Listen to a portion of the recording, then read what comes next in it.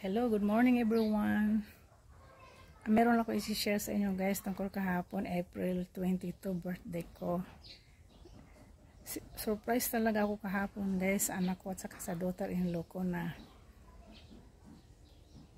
binigyan nila ako ng flowers saka cake. Hindi ko talaga akalain, galing kami ng simbahan. Pagdating namin sa bahay, nagbihis na ako, pero sila may planong umalis. May magbabayad daw ng kuryente, ilaw.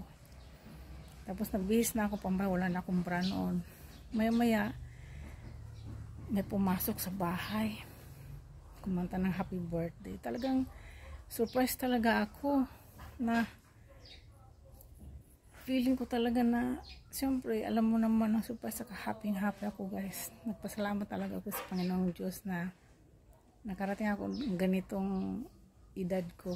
Proud 65 guys. Sabi nila, bonus ko na daw to. Thank you Lord. Tingnan mo yung video guys. Tara. Ito yun. So hello guys. Ato is surprise si Mama Lenny.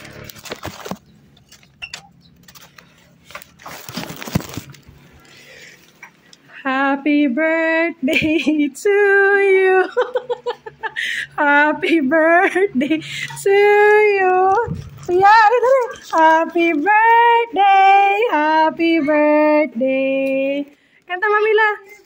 Happy birthday to you. One more. Happy birthday to you. Happy birthday to you. Happy birthday, happy birthday, happy birthday to you. Happy birthday, Mamila. Wish. Hey.